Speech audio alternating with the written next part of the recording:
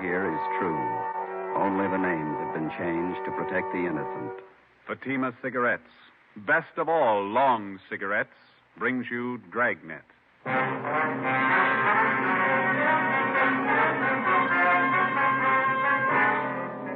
You're a detective sergeant. You're assigned to robbery detail. In 4 months, 15 food markets in your city have been held up and robbed. The bandit is well-dressed, well-armed. Your job, stop him. You'll be amazed when you compare Fatima with other long cigarettes. You'll find they now cost the same. But in Fatima, the difference is quality. You see, Fatima is the quality king-size cigarette because it contains the finest Turkish and domestic tobaccos superbly blended. And Fatima is extra mild with a much different, much better flavor and aroma than any other long cigarette.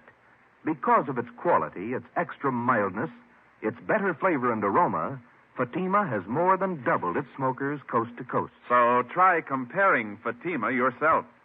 Fatimas now cost the same as other long cigarettes, but your first puff will tell you. Ah, that's different. Yes, in Fatima, the difference is quality.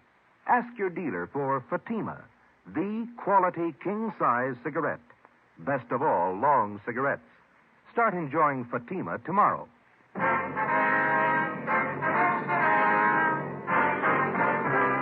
Dragnet, the documented drama of an actual crime.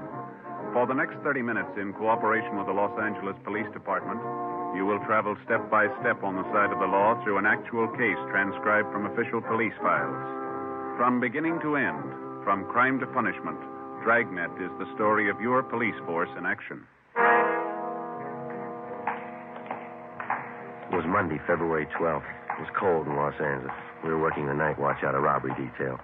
My partner's Ben Romero. The boss is Thad Brown, chief of detectives. My name's Friday. It was 9:48 p.m. when we got to room 25A, interrogation room.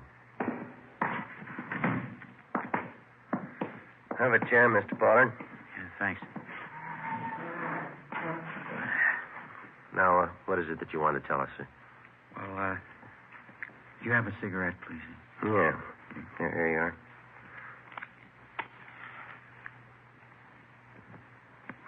Thanks. I'm a little nervous. It's never happened to me before. What's that? Well, after I thought it over, I knew it wouldn't be any use to keep it up. I knew you'd find me. I don't think I quite follow you. I want to confess. That's why I came here. Yeah?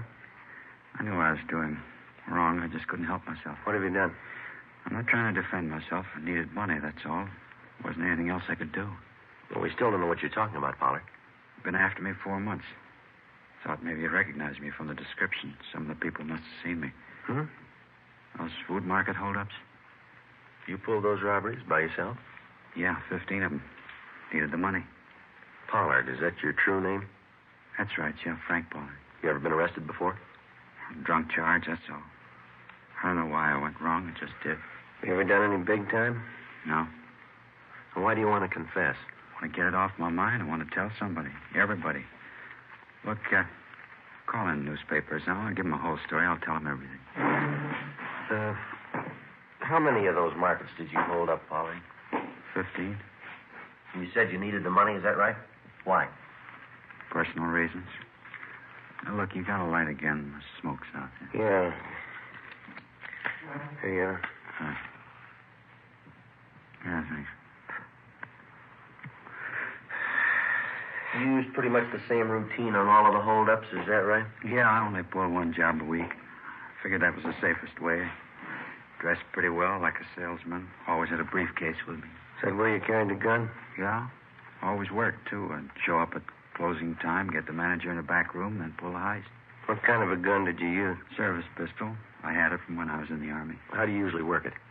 Oh, when I got the manager alone in the back office, I'd just pull the gun and I'd say, give me the money, all of it. They knew I wasn't fooling. They'd give me the dough. You don't seem to fit the hold-up man's description too closely. Did you wear a mask on those jobs then? Sometimes I did, sometimes I didn't. How about the man who worked with you? Where's he? Wasn't anybody else, just me. Worked him alone. That's where you cops were wrong. You thought there were two of us, didn't you? We thought so, yeah. Pulled every job by myself. That's where I crossed you up. I knew what I was doing. I didn't need any help. Well, how about that market out on West 7th that you held up last night? Did you pull that one alone, too? Yeah, sure. I always work alone. Guess I had you guys going, huh? Your story doesn't come very close. The man we're after doesn't use a service pistol. He never wears a mask, either. What are you guys getting at? I told you I pull those robberies. I ought to know how it happened. I use a service pistol. Did you use it in that robbery last night, the one out on West 7th? Sure, I always use the same gun. Last night was no different. You're wasting time, mister. What do you mean? I just want to confess. No, sir, there wasn't any robbery last night. On further questioning, the suspect, Frank Pollard, broke down and admitted his confession was a lie. He explained that he wanted the publicity to impress a girlfriend. We had him fingerprinted and delivered him to the Georgia Street Hospital detail. He was filed on and then removed to the psychopathic ward at the county hospital for further examination and treatment. Our 4-month-old search for the market bandit went on. In the 2 weeks that followed, we tracked down more leads. They led nowhere. The real market bandit was still at large. On the night of February 25th, he hit again, this time at a supermarket out on Santa Monica Boulevard. We interviewed the manager, a Mr. Harry Talbot, in his small office at the rear of the store. I guess I should have known better. I got the bulletin you sent out on the guy, his description, everything. I just wasn't thinking, I guess. He came in the market just before closing time, is that right? Yeah, a couple of minutes after 8. Looked well-dressed, had a briefcase under his arm. I fell for it like the rest of them. I thought he was a salesman. Well, how about the man's description, sir?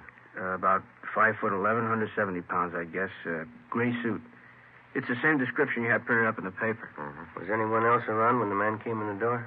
One of my clerks, Everett Smiley. He saw him leave and get in a car right after the robbery. Is this clerk still around? We'd like to talk to him. Well, he went down the street a minute. He'll be right back. Mm-hmm. Yeah, maybe that's him. Yeah? Mr. Talbot, you remember me, Mrs. Bolton? Oh, yes, ma'am. I'd like to ask you a favor, Mr. Talbot, as an old customer. I'm tied up right now, ma'am. Could I see you a little later on? I won't even come in, Mr. Talbot. You see, we're having our annual benefit whist party down at the community church. They were going to have it next Thursday, but I made them put it off another week so we could get some decent prizes. Oh, yes, ma'am. Of course, a lot of our people are good customers of the store here, so I knew you'd be willing to give something to the prize list. Oh, yeah. Shall I put you down for one of the door prizes? Maybe 2 or 3 market baskets full of canned corn, peas, things like that. Yeah, okay, Mrs. Bolton. I'll have Everett fix them up tomorrow. Of course. Well, thank you very much, Mr. Talbot. I'll have my boy Robert pick them up tomorrow. You'll have the baskets fixed up real nice, won't you? Yes, ma'am. I'll take care of it. Well, thank you again. Goodbye. Goodbye, ma'am. Goodbye, gentlemen. Goodbye. Mr. Talbot, I wonder if you could tell us what happened after you got back here in your office with the hold-up man. Well, it happened pretty fast. He reached into the briefcase he was carrying like he was going to get his order book, and he came up with this gun. He told me to open that safe there, but I stalled. I said I didn't know how. I see. And that's when he started telling me what he'd do to my family, my wife, if I didn't open the safe. He knew all about us, my address, my wife's name, my kids. He said he'd get them if I didn't do what I was told. Same M.O. Never fails him. What'd you do then, Talbot? Well, money's not worth that much to me. I opened the safe and gave him everything, a little over $400. I still don't know how he got that information about my family. Do you have any suspicions at all? No, nobody I can think of. How about the gun he had? Can you describe it? Well, just like you have it listed in that bulletin on him. 38 revolver, blue steel, long barrel. Mr. Talbot. Come on in, Ev. Officers, this is my clerk, Everett Smiley. I'm sorry I forgot your name. Friday and Romero, robbery detail. Hi. No. Hello there. Hey, Mr. Talbot says that you saw the hold-up man leaving the market. Is that right? Yeah, that's right. He walked right out of the store and down the street just like nothing happened. I didn't know anything was wrong till later. Did you notice if the man got in the car? Yeah, I did. The car was parked about halfway down the block. Another guy was driving. The motor was running.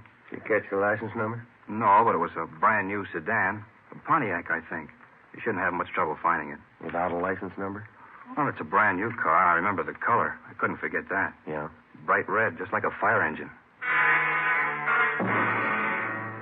90% of the time, color identification of a car means nothing. For one thing, a getaway car can be painted in a matter of a few hours, and for another, the color of a vehicle is not listed on the registration slip. It's impossible to check a car through DMV on color alone. But in this case, we figured that we had half an exception to the rule. The car used in the robbery was new. It was painted a very distinctive color. We began an immediate canvass of automobile dealers throughout the city. After a day and a half of calling and checking, we found 2 dealers who had sold 2 new cars within recent weeks with fire engine red paint jobs. We got the names and addresses of the purchasers and checked them out. One of them was a Miss Mona Taylor, an ad taker for one of the daily morning papers.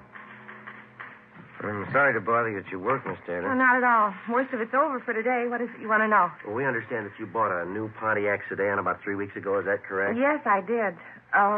If this is about that parking ticket, why, I've already taken care of it. No, ma'am, that's not it. We'd just like to know if you still own that car. Well, I don't own it yet. I'm still paying on it. Colors are bright red, is that right? Yes, it is. Fire engine red. I like bright colors. Well, does anyone else besides yourself drive the car, Miss Taylor? Well, yes, once in a while. I lend it to my boyfriend, Al. Al Daly. I've known him for a long time. Oh, excuse me. Classified ads, Miss Taylor. Yes, sir. 2-room apartment. Unfurnished. All right. You got a smoke, Steam, Joe? heat, Yes, ma'am. I got one. view, Beverly Hills. That's it, thanks. $80. What's that? Yes, sir. Tomorrow morning's edition. Yes, $2.12 for 2 days. Could I have your name, address, and telephone number? Thank you, sir. About this friend of yours, Miss Taylor, this Al Daly. How long have you been lending him your car? Since he got his new salesman's job. He has to make night calls on customers out in the valley, so I let him have the car, usually about once a week. When's the last time that he borrowed the car, miss? 2 nights ago. From Mona Taylor, we got the address of her boyfriend, Al Daly. We located him at a rooming house on South Boulevard Avenue. He admitted he borrowed the Taylor girl's car the night before, but he denied that he drove it anywhere in the vicinity of the robbery. How about your friend, Jimmy Bray? I don't know. I loaned him the car, that's all. He gave me $30. Well, that's an awful lot of rental money. Why did he need a car so bad? I don't know. Let's ask him. Where's he stay? Bartlett Hotel. Nathan Flower. Mm-hmm. You going over to see him now? That's right. Why? Well, I thought if you were going over there, you wouldn't mind taking this with you. He left it in the car when he brought it back. His briefcase. Let's have a look. What's the matter? What's all the fuss about a briefcase? Joe? Mm-hmm. What is it? Let's see. All right, you got an answer for that, Daly? Sure a funny place to keep a gun. We took Al Daly downtown where he was held for questioning. We had a stakeout placed on his rooming house. We had both Daly and Bray checked through R&I. No criminal record. The briefcase and the .38 revolver were booked as evidence with the property clerk. There was no record or prints on the gun. The Taylor girl's car was impounded to be checked for fingerprints. 7 p.m., we drove out to the Bartlett Hotel on 8th and Flower. The room clerk confirmed the fact that Jimmy Bray was a registered guest at the hotel. You want to call the office, Joe? Yeah, all right, I'll do it. You got change? Yeah, I think I have. Yeah, okay.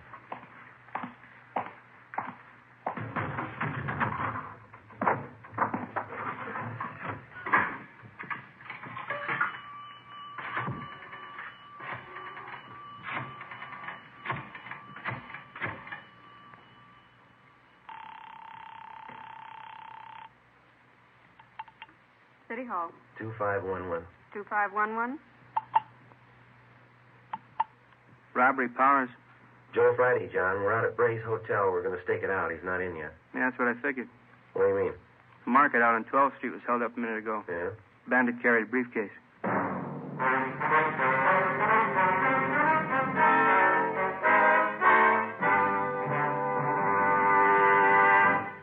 You are listening to Dragnet, authentic stories of your police force in action. You'll be amazed when you compare Fatima with other long cigarettes. Buy a pack. You'll find Fatimas now cost the same. Light a Fatima. Ah, that's different. What a difference. Yes, friends, in Fatima, the difference is quality.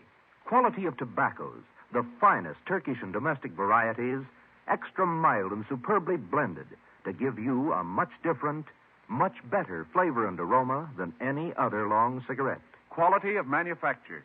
Smooth, plump cigarettes rolled in the finest paper money can buy. Quality, even to the appearance of the bright, clean yellow package, carefully wrapped and sealed to bring you Fatima's rich, fresh, extra mild flavor. Try comparing Fatima yourself. Fatimas now cost the same as other long cigarettes, but your first puff will tell you... Ah, that's different. Yes, in Fatima, the difference is quality. Ask your dealer for Fatima, the quality king-size cigarette. Best of all, long cigarettes. Start enjoying Fatima tomorrow.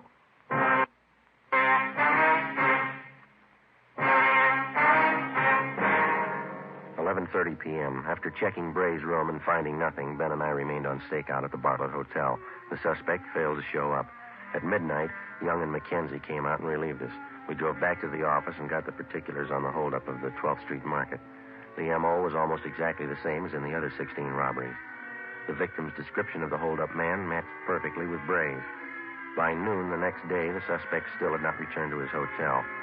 An intensive canvass of the immediate neighborhood around the Bartlett Hotel netted us nothing. Nobody remembered Bray. We checked the bars and restaurants that he was known to patronize. No one had any idea where he might be. Details at the airport, railroad stations, and bus terminals were alerted. We got out a supplementary description on our original APB. The sheriff's office was kept advised. 2 days passed. Still no sign. We questioned and re-questioned Al Daly. Either he couldn't or he wouldn't add anything to what he'd already told us about Bray. A series of stakeouts were placed at food markets in areas where Bray had staged robberies previously. A composite picture of the suspect was made up and given wide distribution throughout the city. It all went for nothing. The following Tuesday, March 4th, Bray robbed a neighborhood market in Highland Park of $150. I had to give him the money, Sergeant. He threatened my wife and kids. Said he'd see something happen to them if I didn't open the safe. Did you say he wore gloves, sir? That's right. I thought it didn't jibe at first. A salesman wearing gloves like that. Didn't think about it till it was too late. Did you notice if he was on foot or did he get away in a car? He had a car, all right, parked down the street there. Saw it through the window. Another fellow was at the wheel. Mm-hmm. Did you notice anything else about the car, the license number maybe? No, I couldn't see that. But it was a coupe. I'm sure of that. Yeah? It was red. Bright red. There was one angle we couldn't figure. If Bray was bent on a steady career of robbery, why did he use an escape car painted the most conspicuous color possible? We checked out Mona Taylor's car again. There was no connection. The search went on. 2 weeks, 3 weeks, another month. Bray kept to his usual schedule, one robbery a week.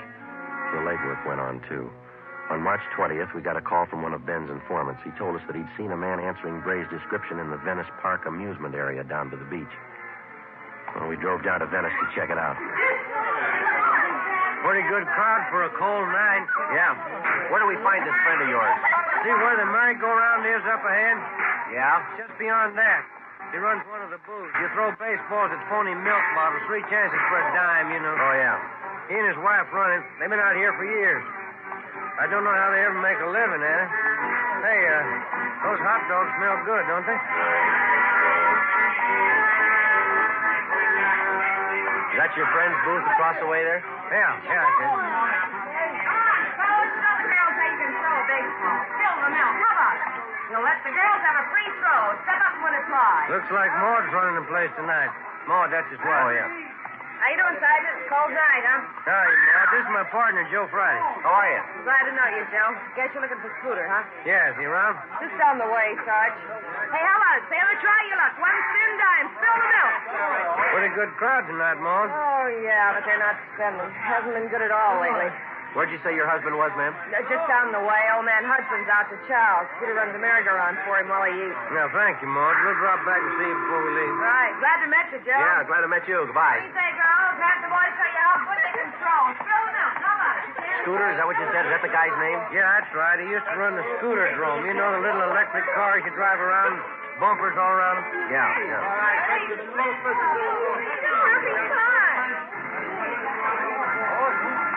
There he is. Scooter? Hey, Scooter! Hi, Sarge. I've been waiting for you. Hop on. Yeah, go ahead, Joe. Okay.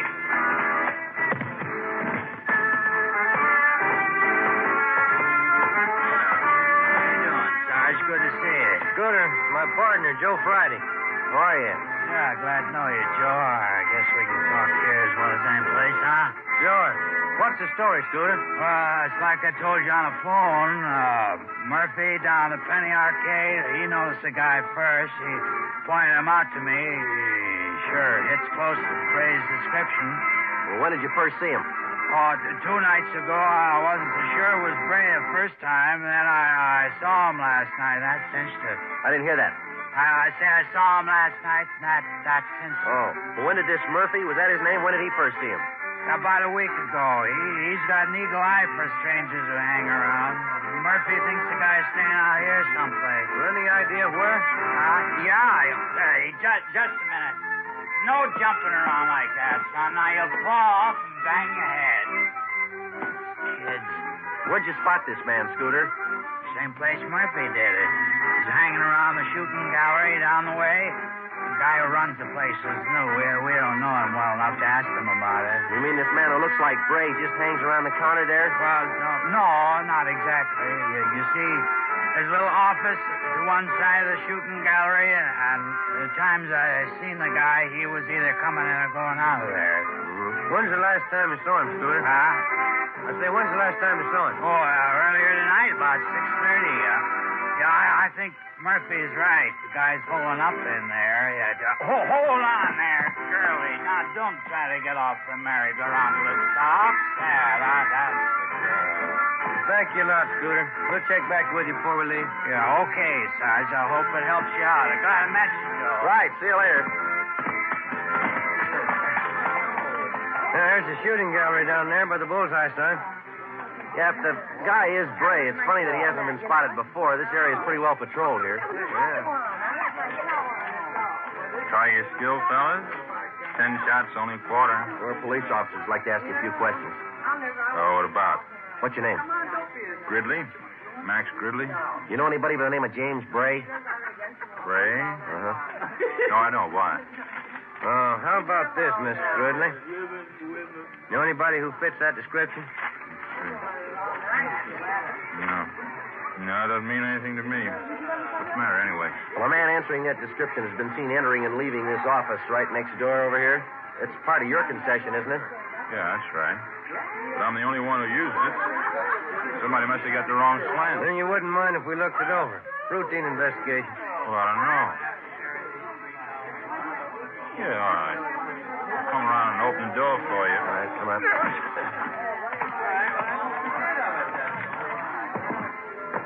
Just a cubby hole, as you can see. Trying to use it as a storage place. Sometimes I have my lunch in here. Take a nap once in a while. Looks pretty well lived in. All those clothes are yours, Mr. Gridley? Yeah, that's right. Why? Hey, Mac, how about a load on this thing? Oh, it's a customer. Excuse me a minute. Be right back. Yeah, go ahead. Hey, Joe. Yeah. Over here, have a look. This towel. Look at the name stenciled on it. Bartlett Hotel.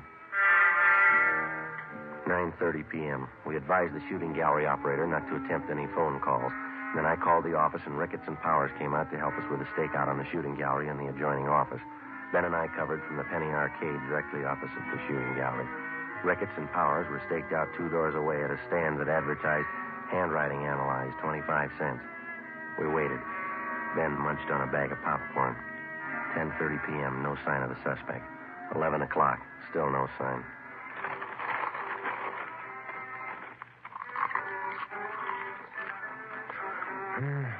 Getting pretty cold. Everybody going home?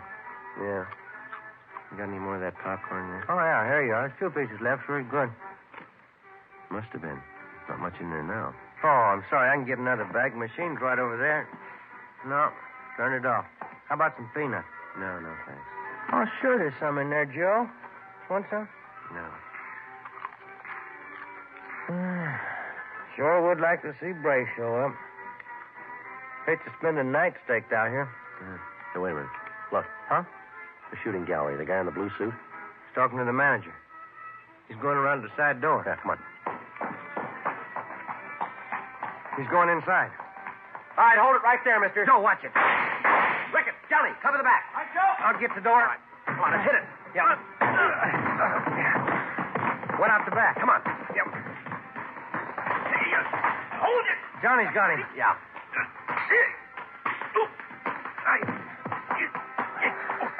Good. Johnny, you okay? Yeah. It's a rough one.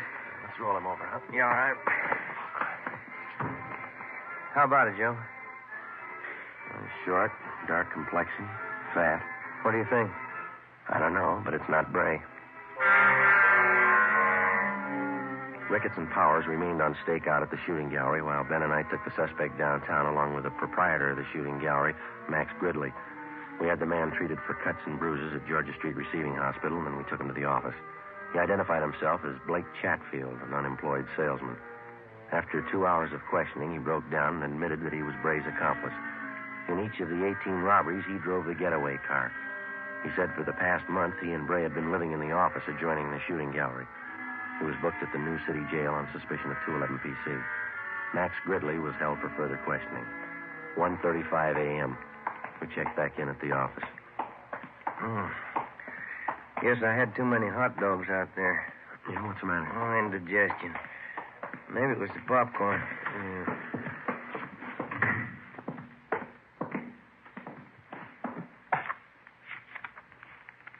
A couple of messages in the book.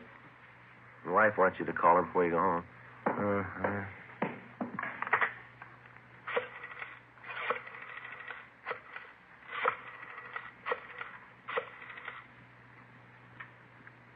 Hello, Amy. Yeah, long night, yeah. What? Loaf of graham bread. Well, I'll try. Okay, then. Yeah, bye. Same old thing. Yeah. I get it. Robbery Friday. Johnny Powers, Joe. Yeah, John. How's it going? Jimmy Bray finally showed. We got him. Any trouble? No. Drove up in a bright red coupe. Couldn't miss him. Mm-hmm. You coming in now? Yeah, just leaving. See ya. Right, John. Bye. Well, I picked up Bray. Bringing him in now. Good. Sure been a long haul. Almost 5 months. Yeah, it's a long time. Hey, Joe. Yeah? Where am I going to get a loaf of graham bread at this time in the morning?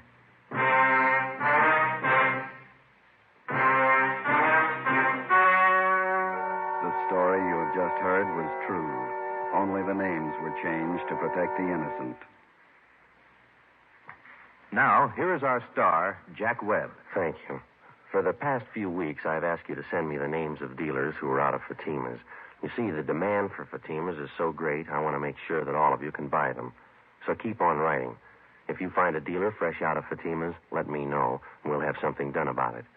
Write your dealer's name and address on a card and mail it to me, Jack Webb, Post Office Box 951, Hollywood 28. That's Jack Webb, Post Office Box 951, Hollywood 28. Now, a word for you, Mr. Dealer. The coming holiday season will find new thousands insisting on Fatima quality. So step up your orders for Fatima tomorrow. Get in on the increasing demand for the quality long cigarette.